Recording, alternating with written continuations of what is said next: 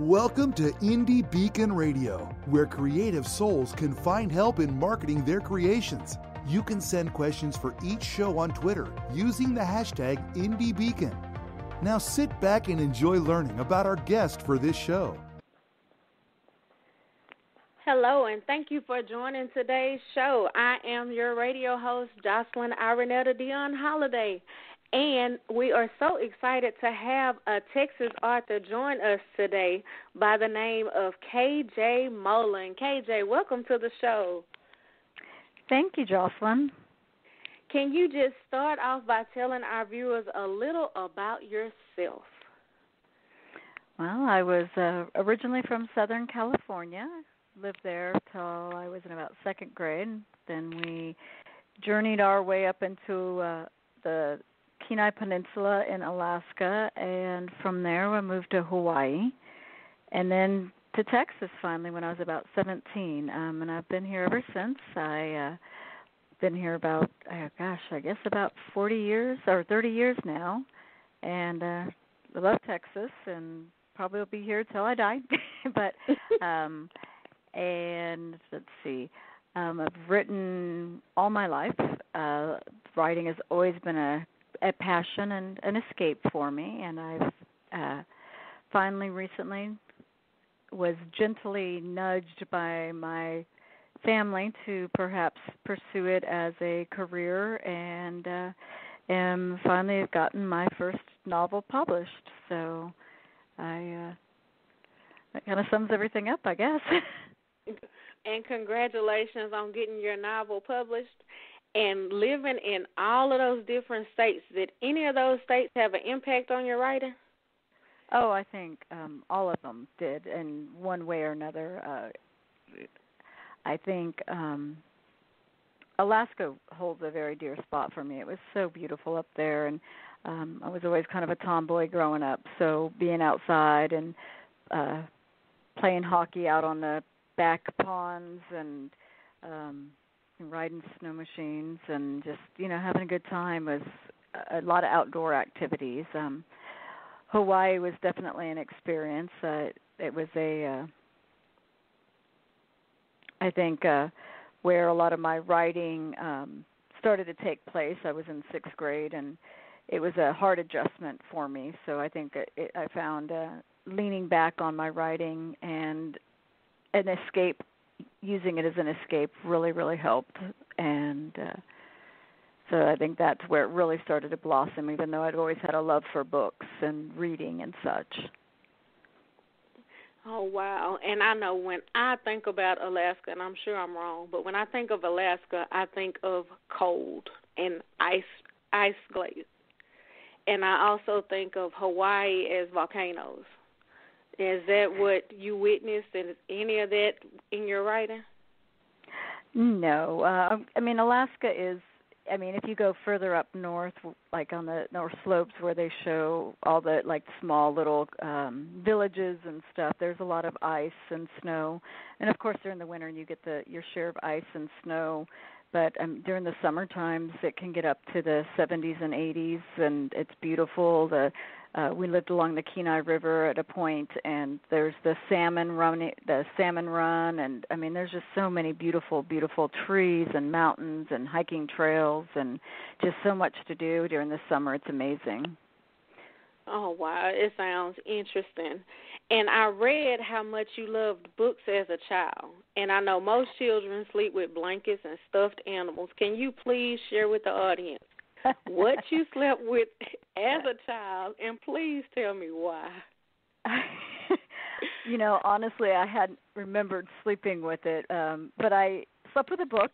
It was a little small Mother Goose tales, so it had nursery rhymes in it and such, and I carried it around everywhere. It was my little whoopee, and my mom said that, I wouldn't go to bed unless it was in bed with me.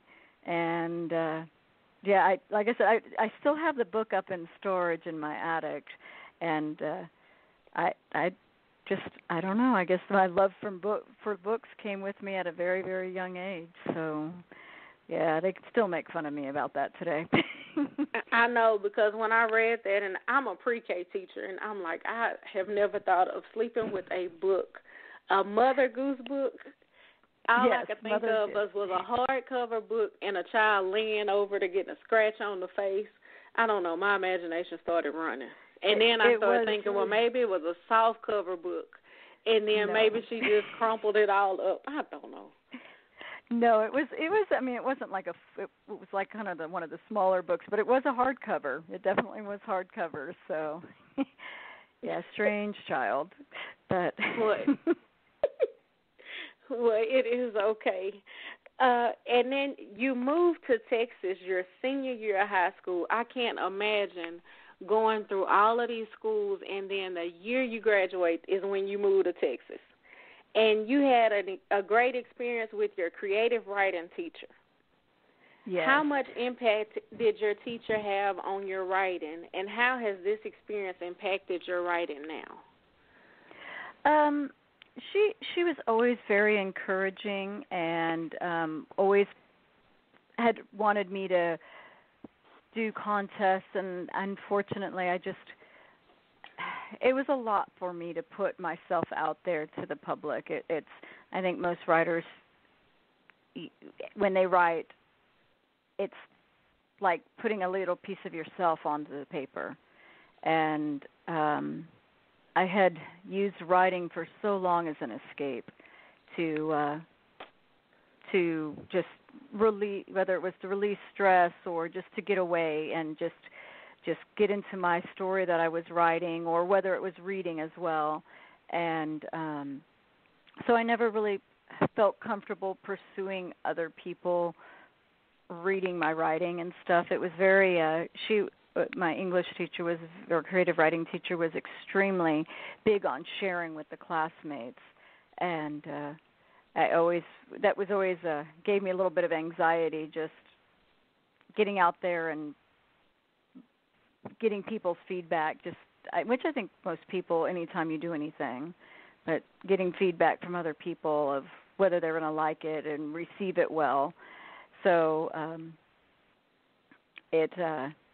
I think eventually, I mean, I always was,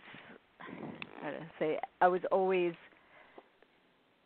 wondered what it would be like to perhaps pursue that line of, go ahead and trying to make a living at it and make it, or even just putting it out there because I enjoyed doing it. But I always kind of shied away from it. And I do think that the feedback I did receive from my classmates and my teacher always made me feel good about that maybe there was something there. Just it took me a while to actually expand on that. So she helped you get out of your comfort zone.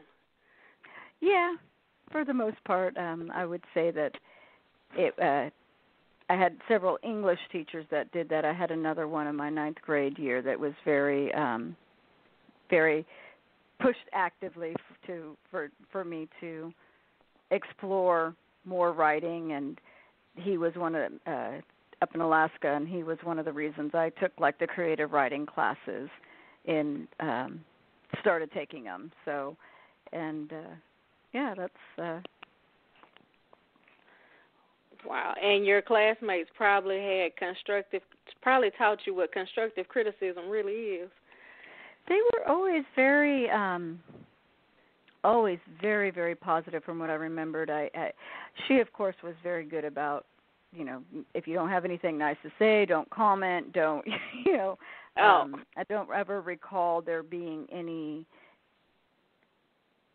everyone was very open and, oh, that was great, and questioning about where the stories were going or where the writing was going. So I did have one of my old high school classmates reach out to me recently and had said that she had fond memories of the creative writing class and how she had always felt so does she feeling the same way, just kind of inadequate when you heard other people's writing. So it was kind of nice to hear that other people were as insecure as I was when it came to the whole creative writing process and sharing it with somebody. So I didn't feel so out of, like a sore thumb. Right. And, of course, that always makes you feel a little better. So your first novel was completed in the spring of 2017. Can you tell us about your novel? Absolutely. It's a young adult fantasy, and the story, the main character is a 16-year-old girl who just feels like she's the average teenager, but always kind of feels uncomfortable and never quite fits in.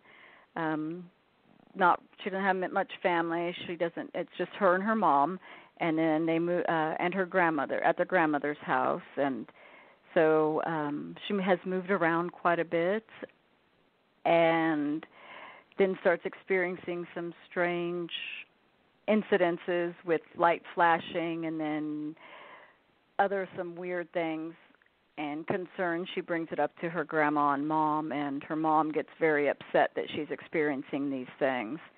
And she soon finds out that she's not from Earth, that she's actually from another world, and that her mom came here to get away from something or someone, but her mom isn't elaborating.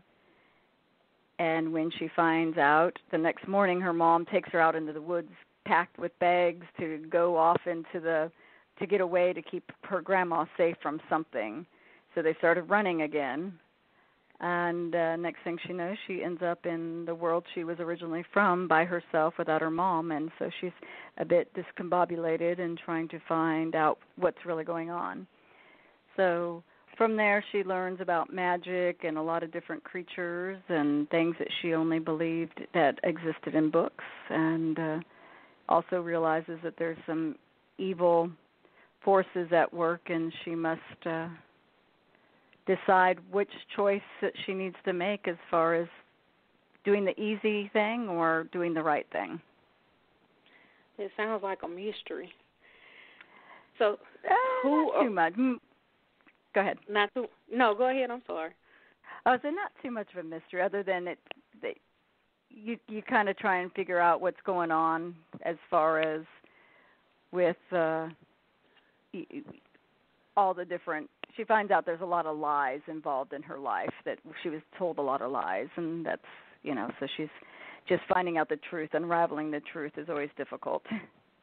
Of course. So, who or what inspired your story? I'm not real sure. I know that sounds odd, and I know a lot of authors, when they write, do the whole outline. I just kind of get ideas that come to me, and there's always usually a strong main character, and I just kind of start writing about him and see where it takes me. I've always really enjoyed fantasy and science fiction, so I do enjoy writing about other worlds and creating that whole mystic of different worlds and things of that nature. Okay. Thank you so much. We need to take a quick break, and as soon as this break is over, I have more questions for you and more about what's coming up next. Awesome. Thank you.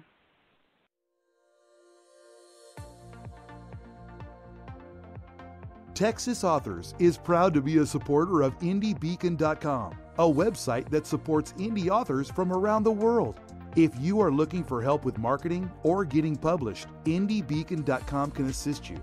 Years of experience by the founder is available to any indie author looking for help. IndieBeacon.com, a place for creative souls to find help in marketing their creations.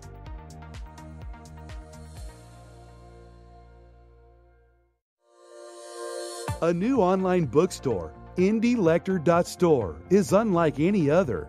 IndieLector.store offers great prices from top indie authors and supports authors at the same time by paying them more for their books. IndieLector.store has a readers club that gives you free books and special deals. Watch the IndieLector.store continue to grow before it opens in the fall of 2019 at IndieLector.store. Howdy, I'm John Cruder, the Midnight Marauder. I guess you might say that I'm a vigilante who rights the wrongs I see along my many travels to balance the scales of justice, especially those of the corrupt and murderous members of the Town Council of Bandera, Texas. You can follow my many adventures in a series of Midnight Marauder books written by Roy Clinton on Amazon.com and TopWesterns.com. Or, if you prefer, listen to my adventures in audiobook form by downloading them from Audible.com or iTunes. This is R. William James, the voice of the Midnight Marauder. Do you love to read great new ebooks? Visit EBG247.com. Be the first to discover the next bestseller. At EBG247, we have the web's largest selection of great new book reads, from that amazing new fiction or nonfiction to horror, romance, and fantasy. We even have today's best children's books. That's EBG247.com. New books arrive daily, and all ebooks start at just 99 cents. If you love to read, then you'll love EBG247.com. Low prices, large selection, and an easy-to-use website. It's all only at EBG247.com. For fans of paranormal romance comes this riveting young adult novel, Scythe of Darkness. Written by Dawn Husted, is both bold and irresistible. Thrust into a sinister world with a deadly desire, this Grim Reaper romance is a book you won't be able to put down. Available at your favorite bookstore or at books.txauthors.com. The Middle East continues to be a political hotbed. Author James E. Doucette's new novel, The Last Assassination, takes you into a web of intrigue and deceit. The findings shock the Washington establishment and will jolt the reader. Available at your favorite bookstore or at books.txauthors.com. Have you ever thought what you would do if you had to put your life on hold to parent your parents? Charlotte Cannon has lived the journey caring for 3 parents with dementia, Alzheimer's, and Parkinson's. Her book, You Have to Laugh to Keep from Crying, How to Parent Your Parents, is a survival guide for adult children caring for aging seniors. Her book is available at books.txauthors.com, Amazon, or your favorite bookstore. Welcome to Indie Beacon Radio, where creative souls can find help in marketing their creations. You can send questions for each show on Twitter using the hashtag IndieBeacon. Now sit back and enjoy learning about our guest for this show. Thank you and welcome back. We are with Texas author kj-moullen, and we're so glad to have her on the show. We've already talked about your book, and I know from reading, you have 14 publishing companies that were interested in your manuscript. Is that correct? Yes, I actually kind of went an unconventional route to get my book published. I originally started off looking into literary agents, and a friend of mine who lives over in the UK sent me an article about Publishizer, which is a crowd fundraising platform for books or for authors. However, they have a little bit of a twist with it. So as you pre-sell or sell pre-orders for your book, each pre-order gets you closer to a certain goal, and they have a list of different publishing companies that they partnered with, and with each milestone they would query so many publishers. And with the pre-sale, I sold 250 plus copies for pre-orders for my first book, and I was queried to, I don't even offhand know the number, maybe over 75 publishing companies, and out of that I had 14 respond from self-publishing companies all the way up to traditional publishers. So I was kind of had a wide variety of things I could pick from, companies to pick from, and what kind of company to choose that I wanted to do, whether I wanted to do full self-publishing, a hybrid, or a traditional publisher. So it was was kind of a neat process. A bit overwhelming by far, but definitely a neat process. But I bet it was a good overwhelming because a lot of authors can't even get one publishing company versus 14. That is true. It is. I still say this. I thought finishing the novel was the hard part. I always go, okay, once it's done. But as an artistic person dealing with, there's so much involved with just the whole complete editing process, more so than what I had already done, and then the publishing process and all the just little things, marketing and dealing with the publicist and the marketing agent and everything. Like it's a lot. It's hindsight's 20/20. So if you look back and go, oh yeah, I probably should have done that. But right. I mean, I'll know better for the next one, and I'm sure when I do that one, it'll be. Again, you just live in life, and that's all you can really do. But the second one is always easier because you already learned from your first book experiences, right? I hope so. Well, you know what to expect for your second one, maybe so. Yes, definitely more of an expectation is level you have. I don't know. I think you. In the back, at least in the back of my mind, you think, oh, okay, the easy part's done with the book being written. Now I'm just going to sit back and obviously if I was Stephen King or J.K. Rowling or, C.S. Lewis or someone like that, I got a name for me. I don't have to do much more after I write the novel. Right. But there is so much more involved with being involved on your social media accounts and book signings and making sure you're getting your just name and involvement into the book community. There's a lot. Sometimes, like I said, it becomes to the point where I'm just like, oh, wow, geez.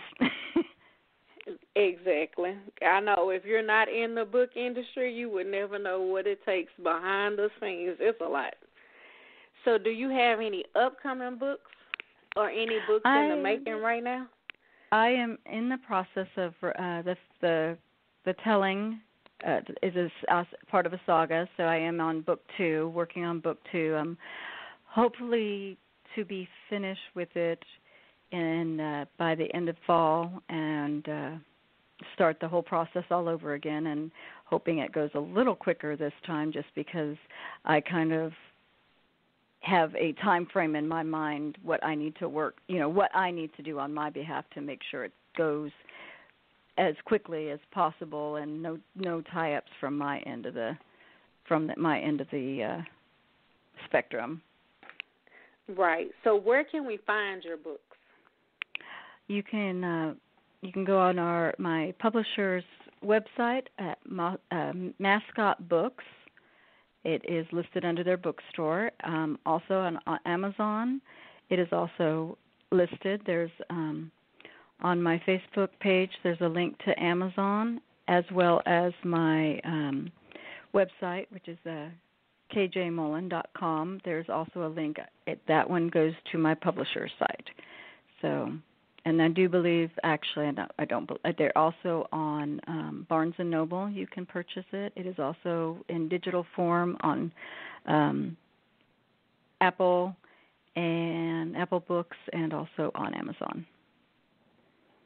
Okay. And do you have any advice for any of our listeners if someone is interested or wanting to be a writer? Just perseverance. There's a lot of naysayers out there. There's a lot of naysayers, but because of course when people say, "Oh, I'm a writer" or "I'm an author," and then everyone knows you're still working somewhere else most likely because the first book or two you're still trying to get your name out there, but don't give up and don't get discouraged. One day at a time. Finish the novel. Get it done. It's so easy to put it back on the back burner. I did that with my first one for 10 years. I wrote about 100 pages and then just stopped writing because it was just not something I thought was going to ever come to fruition.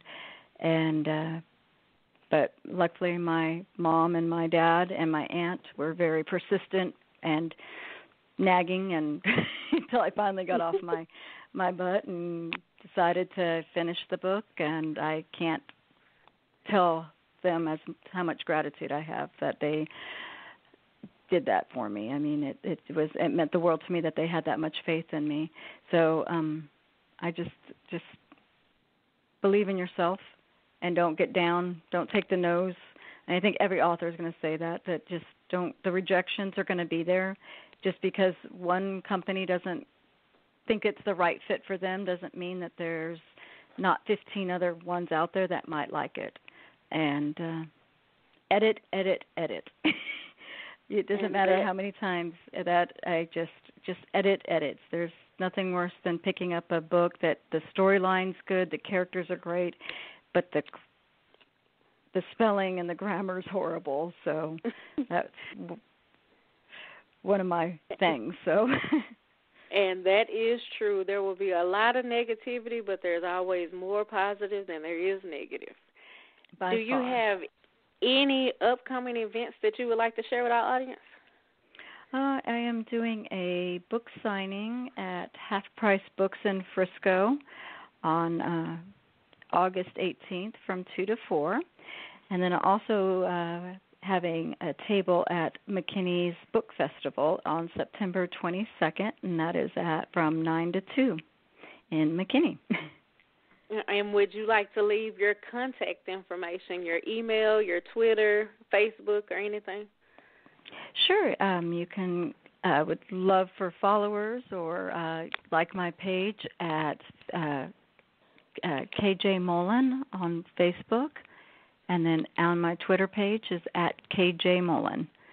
I don't actually have an email, but you can send messages. I'm usually very, very responsive to messages on Facebook, and I've yet to get any kind of newsletter, which I had someone send me a message the other day and ask me about that. So I guess maybe that's something I need to look into.